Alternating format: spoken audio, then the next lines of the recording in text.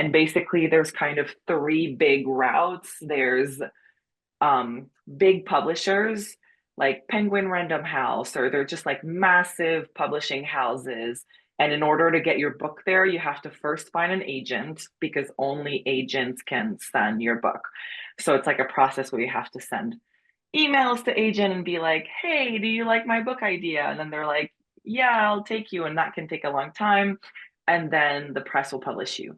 You can go to small presses that are more like independent, much smaller operations, and most of those will have open submission periods.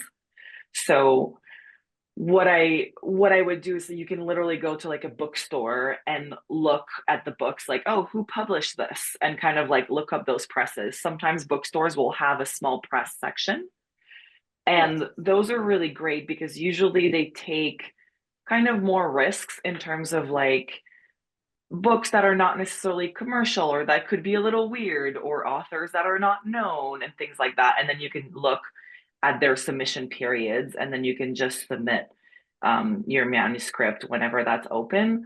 And then the third route is self-publishing, which is putting the book out yourself. So you don't need anybody's public permission. And it used to be much harder to do it, but in these past few years, there are just like really easy ways. Like you can self-publish on Yeah. Amazon, and Amazon will also print your book, and there's just like lots of places to do that. Um, and if you self-publish also with Ingram Spark, it's called, then your book will be into bookstores. Like bookstores will be able to order it because all bookstores order through Ingram basically. So how Quilted Press started was I was interested in self-publishing, but I was like, that's a bit of a lonely journey, you know, Yeah. to learn how to do all of this on your own. And it's not that hard, but when you don't know how to do it, you still need to learn and research, and then you need to put the book out and, try to spread the word so people hear about it. And Hmm. so And also a lot of this I, stuff costs money. right, And that's, yeah, exactly. and that's hard to come up with on your own, but as a collective, together with Right. other So people, it basically, gets a little last easier. year, we had three authors and we did a Kickstarter campaign where we raised money together. And then we were able to raise money for our books. But there's also a way to do it with very little upfront money. It depends. Yeah. Um, it depends how, like, whether how much you pay a designer for your cover, or or if you have Hmm. skills and you're able to design your own cover, that kind of stuff.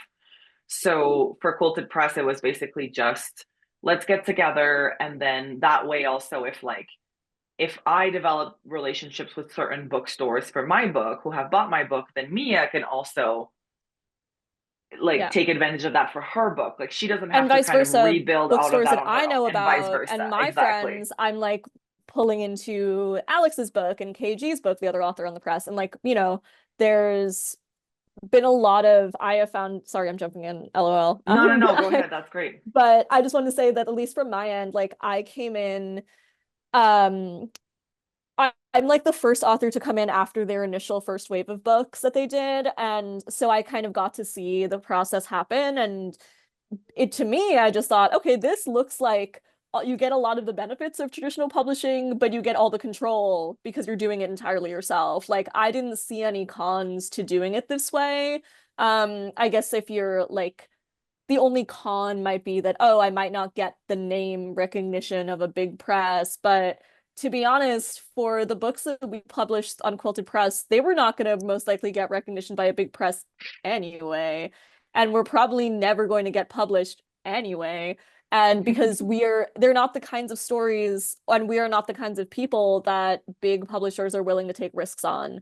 Um, which I don't view as an issue because this is something that Alex told me months ago was basically just like go to your bookshelf and pull off like some of your favorite books and actually look at who published them, and you'll be surprised how few are actually probably like on one of the big five major publishers that all of the writers want to be on. And I did that and I was like, oh, actually almost all of mine are from Coffee House or Soft Skull or very like smaller presses, Grey Wolf. Like you'd be astonished at how many places there are out there that are like In the not just internet age, yeah, I think the so internet much has really easier. changed that. Like people are on Yeah, social it's media, changed the they hear game. about, it's like if you're interested about a certain topic or something like that.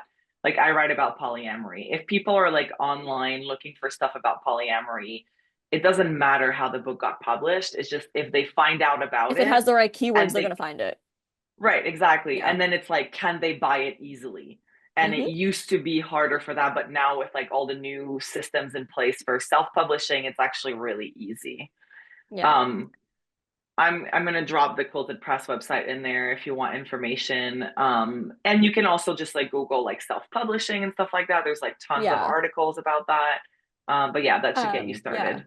But one last thing I want to say before we drop is for stuff that like presses are typically taking book length projects, right? But if you want to publish, Mhm. like if you write a short story or a poem or an essay or something smaller, but it's done and it's a self-contained thing, I want to drop in a link to my favorite website. And Alex heard me say this so many times, but this is chillsubs.com.